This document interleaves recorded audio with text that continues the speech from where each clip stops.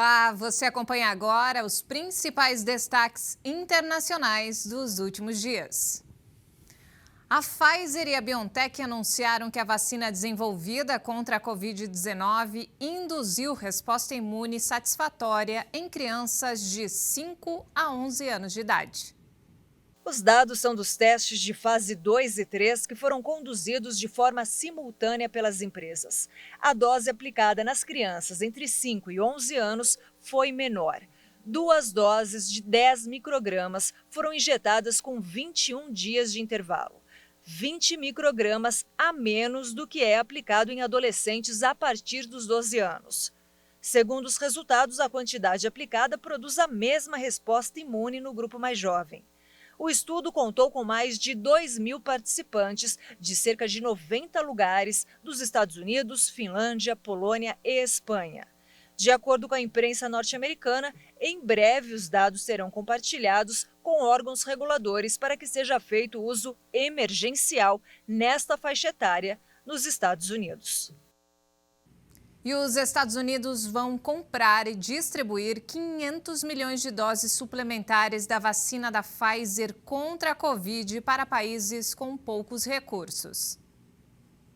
De acordo com altos funcionários do governo americano, os imunizantes serão comprados a preço de custo e distribuídos por meio do mecanismo internacional COVAX. Com isso, o número total de doses que Washington promete doar chega a mais de 1 bilhão e 100 milhões. Até o momento, os Estados Unidos distribuíram cerca de 160 milhões de doses para mais de 100 países. O presidente Joe Biden tem a ambiciosa intenção de que todas as nações, inclusive as mais pobres, atinjam 70% de sua população vacinada antes da próxima Assembleia Geral da ONU em um ano.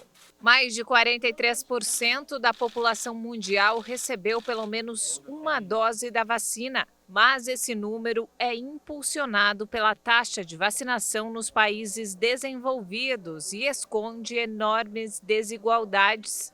Há países com menos recursos, onde apenas 2% da população recebeu uma dose.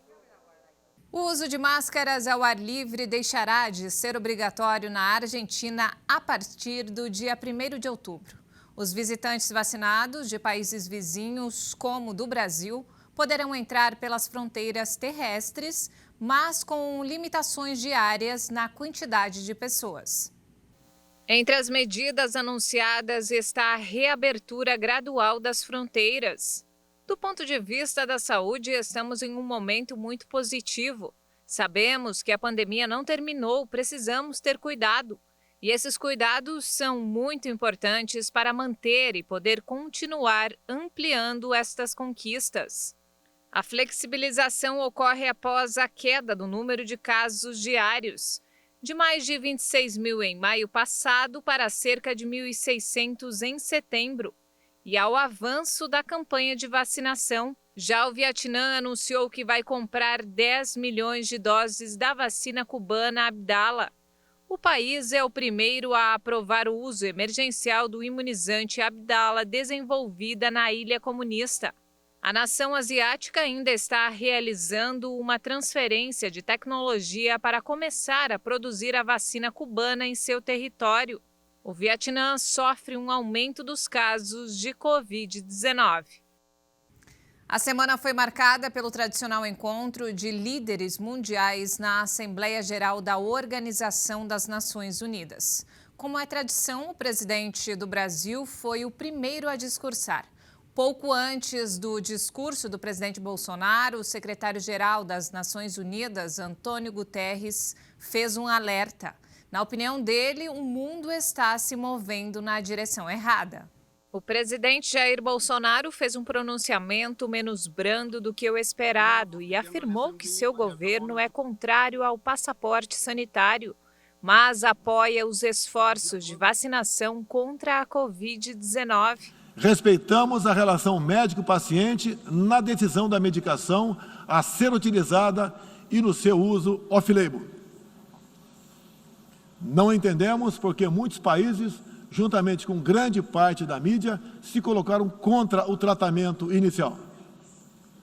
a história e a ciência saberão responsabilizar a todos. Bolsonaro informou ainda que distribuiu mais de 260 milhões de doses de vacinas e mais de 140 milhões de brasileiros já receberam pelo menos a primeira dose.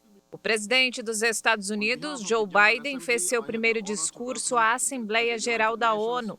Biden defendeu a retirada dos Estados Unidos do Afeganistão e, sem citar nenhum país, disse que não há chances de uma nova Guerra Fria, mas criticou os países fortes que tentam controlar os mais fracos. The United States will compete and will compete vigorously. Os Estados Unidos vão competir e competir vigorosamente. Vamos liderar com nossos valores e nossa força. Vamos defender nossas alianças e nossos amigos e nos opor às tentativas de países mais fortes que dominam os mais fracos, seja por meio de mudanças de território, a revelia, coerção econômica, exploração técnica ou desinformação. Mas não buscamos uma nova Guerra Fria ou um mundo dividido em blocos rígidos. Já o presidente chinês Xi Jinping falou em um vídeo gravado. Tido por muitos como um sujeito oculto, no discurso de Biden, Xi Jinping afirmou que o sucesso de um país não quer dizer o fracasso do outro e que as disputas entre as nações devem ser resolvidas pelo diálogo. O mundo continua de olho nas decisões do Talibã, principalmente sobre os direitos das mulheres. Com a volta às aulas para os meninos, o público feminino espera o anúncio do governo para retomar os estudos. Em agosto, quando os combatentes talibãs assumiram o poder, as aulas no Afeganistão foram interrompidas. O retorno às escolas aconteceu no sábado, apenas para os meninos. Mas o Talibã informou que sim, as meninas poderão voltar às aulas, em breve, só não se sabe quando. Quando o regime talibã governou entre 1996 e 2001, as mulheres foram impedidas de trabalhar e estudar. O porta-voz Mujahid aproveitou a ocasião e anunciou os nomes dos ministros do governo 100% masculino. Não existe um ministério dedicado às mulheres. O governo derrubado tinha uma pasta ministerial dedicada à questão. As decisões recentes do movimento radical sobre os direitos das mulheres são criticadas e temidas em todo o mundo. Depois de derrubar as bolsas e aprofundar a crise nos mercados, a gigante chinesa Evergrande, que está à beira da falência, anunciou um pequeno acordo com um credor local, o que deve aliviar a tensão na economia global. A situação do grupo, com uma dívida acumulada de mais de 300 bilhões de dólares, ainda mantém os mercados internacionais em suspense. O veículo econômico Bloomberg estimou o valor desses juros em mais de 35 milhões de dólares. O pacto representa um breve alívio para a incorporadora imobiliária que emprega 200 mil pessoas e está presente em mais de 280 cidades e afirma gerar 3 milhões e 800 mil empregos indiretos na China.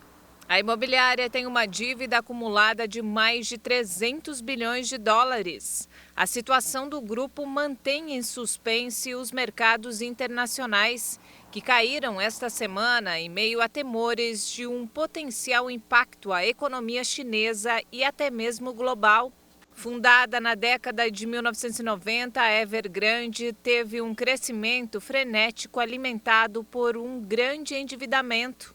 Na semana passada, o grupo admitiu estar sob tremenda pressão e reconheceu a possibilidade de não conseguir cumprir suas obrigações. A situação gerou protestos de clientes, fornecedores e investidores temerosos de perder seu dinheiro. A Evergrande tem cerca de 1.400.000 casas em construção para serem entregues. A Organização Mundial da Saúde reforçou os limites da poluição do ar, uma das maiores ameaças à saúde humana. Para a entidade, essa é uma das maiores ameaças à saúde humana e causa milhões de mortes prematuras anualmente, principalmente em países com menos recursos. Because of air pollution, Por causa da poluição do ar, o simples ato de respirar contribui para 7 milhões de mortes por ano. Quase todas as pessoas no mundo estão expostas a níveis prejudiciais de poluição do ar. A inalação de ar sujo aumenta o risco de doenças respiratórias como pneumonia, asma e doenças pulmonares obstrutivas crônicas e aumenta o risco de Covid-19 grave. pulmonary disease and increases the risk of severe COVID-19. A OMS reduziu os limites tolerados para poluentes considerados clássicos, como partículas em suspensão, ozônio, dióxido de nitrogênio, dióxido de enxofre e monóxido de carbono. As novas regras não são de cumprimento obrigatório, mas fornecem aos países uma estrutura para proteger melhor suas populações.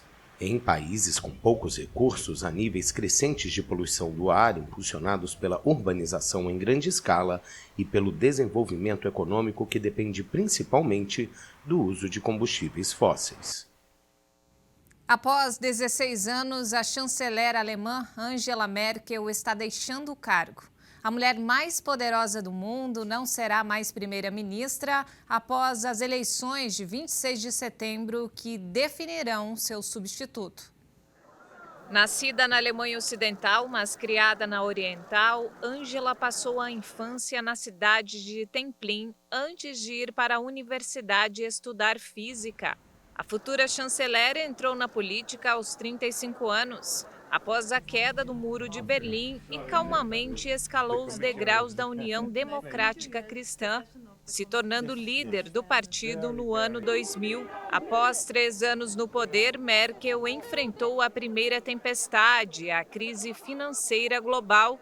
Poucos dias após o desastre de Fukushima em 2011, Merkel decidiu eliminar a energia nuclear na Alemanha.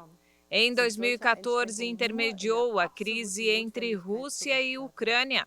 E em 2015, a chanceler tomou uma das decisões mais importantes de sua carreira: abrir as fronteiras alemãs para milhares de refugiados do Iraque e Síria, apesar da insatisfação pública. Uma selfie que ela tirou com Anas, um sírio requerente de asilo em Berlim, se tornou um símbolo potente de sua política migratória. O caminho de Merkel para a reeleição em 2017 não foi fácil. Sua popularidade caiu, a extrema-direita entrou no parlamento e as negociações por uma coalizão foram demoradas. No ano seguinte, anunciou que não iria concorrer à reeleição. Zugleich habe ich das sichere Gefühl, dass es heute an der Zeit ist. Acho que precisamos abrir um novo capítulo e está na hora de compartilhar algumas de minhas decisões. Não serei candidata à presidência do CDU e este 4º mandato é meu último como chanceler da Alemanha. Das Amt der Vorsitzenden der CDU Deutschlands kandidieren. Em 2019, tremores causaram especulações sobre a saúde de Merkel. Mas qualquer preocupação sobre sua capacidade de governar foi dissipada em meio à pandemia de Covid-19. E sua gestão da crise fez subir o nível de popularidade da líder. Em agosto, 3/4 dos alemães se disseram satisfeitos com Merkel, mas alguns jovens discordaram. A eleição de 2021 marca o fim de uma era política para a Alemanha e a União Europeia. Enquanto isso, Angela Merkel tem sido modesta sobre seus planos de aposentadoria e listou 2 prioridades: viajar e tirar uma soneca. A Casa da Moeda de Paris está produzindo moedas dedicadas às Olimpíadas de 2024. O objeto ganhou formato hexagonal para simbolizar toda a França. O lançamento do novo ícone das Olimpíadas de Paris ocorre no momento em que a capital francesa promete jogos diferenciados e mais inclusivos. A efígie impressa no objeto leva a imagem de Marianne e simboliza a liberdade da República Francesa. Nous avons vraiment envie de mettre Queremos muito colocar as mulheres atletas femininas no centro de Paris 2024, porque precisam de mais visibilidade, mais espaço. E este projeto olímpico e paralímpico vai dar a elas a maior parte do crédito, pois pela primeira vez haverá tantos homens quanto mulheres participando dos Jogos Olímpicos. Os Jeux Olympiques. A produção de moedas por ocasião dos Jogos Olímpicos é uma tradição antiga. Remonta a 1896 e principalmente 1924, quando Paris também sediou o evento esportivo. E para encerrar, olha só que bacana, a Airbus apresentou seu novo modelo de táxi aéreo que pode transportar até 4 passageiros. Também conhecido como drone gigante, o veículo pode transportar até 4 passageiros e viajar até 80 quilômetros a uma velocidade de 120 quilômetros por hora. Esta é a primeira vez que realmente fazemos um veículo que voa, mas com emissão zero. Isso significa que ele faz uso de uma bateria e estamos trabalhando com uma nova geração de baterias para garantir que não haja emissões de CO2 durante todo o voo. O objetivo é criar um meio de transporte que esteja conectado a uma infraestrutura, como estações de metrô ou estacionamentos.